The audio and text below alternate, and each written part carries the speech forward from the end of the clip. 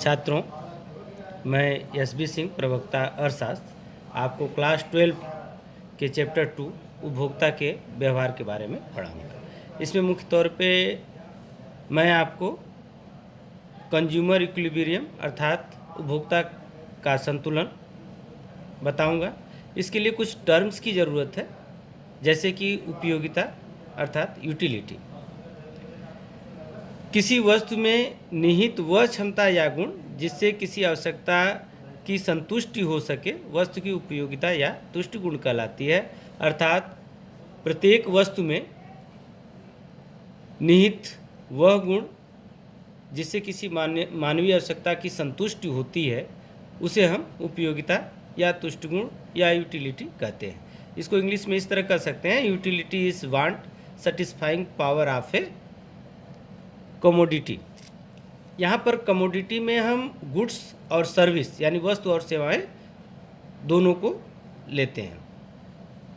उपयोगिता दो तरह की होती है, एक कुल उपयोगिता और दूसरा सीमांत उपयोगिता।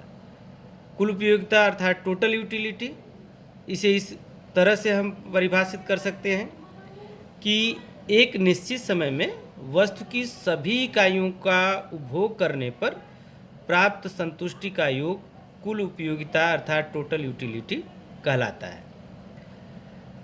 सीमांत उपयोगिता को देखेंगे। सीमांत उपयोगिता अर्थात मार्जिनल यूटिलिटी, वस्तु की एक अतिरिक्त इकाई का उपभोग करने पर कुल उपयोगिता में जो वृद्धि होती है उसे हम सीमांत उपयोगिता कहते हैं। अब इन दोनों टर्म्स कुल उपयोगिता और सीमांत उपयोगिता को समझने के लिए हम इस टेबल का उपयोग करेंगे। मान लीजिए कि हम यहाँ पर सेब की मात्रा ले रहे हैं। जब हम कोई सेब नहीं खाते हैं तो हमको उससे कोई उपयोगिता नहीं मिलती है,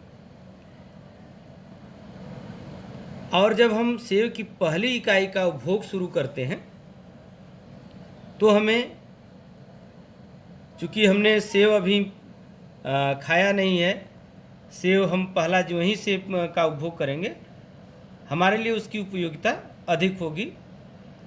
तो मान लीजिए इस केस में 80 यूनिट्स के बराबर जो है इसकी उपयोगिता है। अब हम दूसरे सेब का उपभोग करते हैं तो हमें पहले की तुलना में कम उपयोगिता महसूस होगी और वह 60 के बराबर है। अब पहले सेब से उपभोग करने पर कुल उपयोगिता 80 है, दूसरे सेब से उपभोग करने पे दूसरे सेब के कारण हमारी उपयोगिता जो है 60 प्राप्त हुई। अब पहले की कुल उपयोगिता 80 हो जाएगी और दूसरे का, पहले और दूसरे दोनों का मिला करके टोटल यूटिलिटी 140 हो जाएगी। ऐसे ही क्रम से हम उपभोग बढ़ाते जाएंगे तो उनके कारण जो है प्रत्येक इकाई की सीमांत उपयोगिता तो घट रही है, लेकिन टोटल यूटिलिटी यानी कुल उपयोगिता बढ़ रही है, क्योंकि प्रत्येक सीमांत उपयोगिता इसमें क्या होती है, जुड़ती चली जाती है। तो इसे आसानी से आप समझ गए होंगे, सीमांत उपयोगिता और कुल उपयोगिता को। अब सीमांत उपयोगिता और कुल उपयोगिता को मापने के लिए दो दृष्टिकोण है। एक गणनावाचक दृष्टिकोण, जिसके समर्थक जो है मार्शल, जेवेंस, वालरस इत्यादि हैं, मुख्य तौर से मार्शल हैं। इनका मानना है कि जो किसी वस्तु का जब हम उपभोग करते हैं तो उससे प्राप्त होने वाली उपयोगिता को माप सकते हैं और यह उस पर खर्च की जाने वाली मुद्रा के बराबर होती है। इसको मापने के लिए इन्होंने मात्रक बताया है यूनिट्स को। दूसरा दृष्टिकोण है क्रमवाचक दृष्टिकोण का। इसके समर्थक हिक्स, एलन और पेरेटो इत्यादि हैं। इनका मानना है कि किसी वस्तु से प्राप्त होने वाली उपयोगिता जो होती है वो मनोवैज्ञानिक होती है, उसे महसूस किया जा सकता है लेकिन अंकों में व्यक्त नहीं किया जा सकता। इसे हम उसकी उपयोगिता के आधार पर क्रम में सजा सकते हैं। जैसे मान लीजिए सेब और दूसरे फल पड़े हैं जैसे अमरूद और अंगूर, तो उसे अलग अलग कंज्यूमर अलग अलग आर्डर में सजाएगा। जिसको सेब अधिक पसंद है वो सेब को पहले नंबर पे रखेगा, और जिसको अंगूर ज़्यादा पसंद है वो अंगूर को पहले नंबर पर रखेगा। इस तरह अलग अलग उपभोक्ता जो है उसे अलग अलग क्रम में सजाएगा। अब हम देखेंगे कि उपयोगिता के कुछ नियम होते हैं। सबसे पहले हम ह्रासमान सीमांत उपयोगिता नियम को देखेंगे। इसे गोसेन का प्रथम नियम भी कहा जाता है। इसका तात्पर्य है कि किसी वस्तु का निरंतर उपभोग करने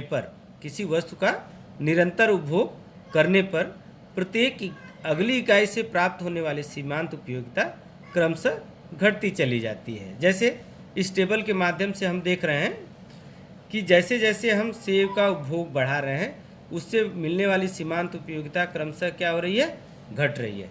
यही ह्रासमान सीमांत उपयोगिता नियम है। अब हम देखेंगे कि कुल उपयोगिता और सीमांत उपयोगिता में संबंध। तो इसको समझने के लिए हम फिर इस टेबल का प्रयोग करेंगे। इस टेबल में हम देख रहे हैं कि जब हम कुछ भी उपभोग नहीं कर रहे हैं तो सीमांत उपयोगिता और कुल उपयोगिता 0 है। जैसे ही हम पहली इकाई का उपभोग शुरू करते हैं इससे मिलने वाली सीमांत उपयोगिता 80 हो जाती है और उसकी कुल उपयोगिता भी 80 है। दूसरी इकाई का उपभोग करने पर सीमांत उपयोगिता पहले की तुलना में घट जाती है और यह 60 हो जाती है, लेकिन कुल उपयोगिता बढ़कर के 140 हो जाती है। ऐसे निरंतर उपभोग बढ़ाने पर हम देख रहे हैं कि चौथी इकाई तक सीमांत उपयोगिता घट रही है, परंतु यह धनात्मक है और कुल उपयोगिता भी यहाँ तक बढ़ रही है। जहाँ तक सीमांत उपयोगिता घट रही है कुल उपयोगिता नहीं, जहाँ तक सीमांत उपयोगिता घट रही है परंतु धनात्मक है, वहाँ तक कुल उपयोगिता घटती दर से बढ़ रही है। और जब पांचवी इकाई का उपभोग करते हैं तो सीमांत उपयोगिता 0 हो जाती है, यानी पूर्ण संतुष्ट हो जाता है उपभोक्ता। इस यहाँ पर सीमांत उपयोगिता उसको कुछ भी नहीं मिलती है और कुल उपयोगिता यहाँ पर मैक्सिमम हो जाती है। अब इसके बाद भी अगर उपभोक्ता उपभोग को जारी रखता है तो उससे प्राप्त होने वाली सीमांत उपयोगिता ऋणात्मक हो जाती है और कुल उपयोगिता घटने लगती है। इस आधार पे हम 3 संबंध देख सकते हैं। पहला संबंध है कि जब सीमांत उपयोगिता घटती है परंतु धनात्मक रहती है, यानी मार्जिनल यूटिलिटी जब तक धनात्मक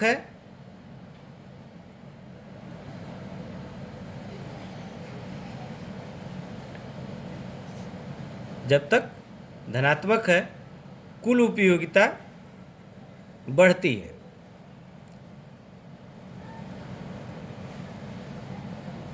कुल उपयोगिता बढ़ती है।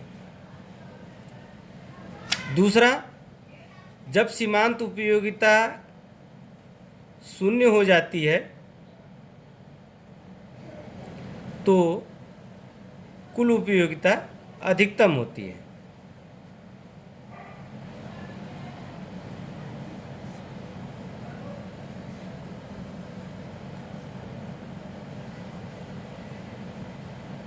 कुल उपयोगिता अधिकतम यानी मैक्सिमम हो जाती है।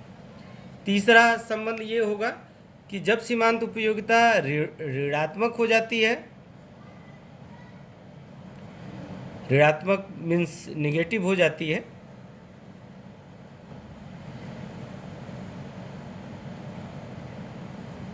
तो कुल उपयोगिता यानी टोटल यूटिलिटी घटने लगती है।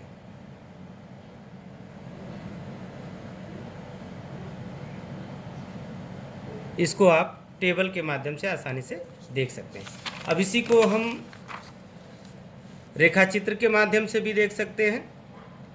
पहला हमने चित्र जो ऊपर बनाया हुआ है इसको ए सेक्शन ले लेते हैं और इसको बी सेक्शन।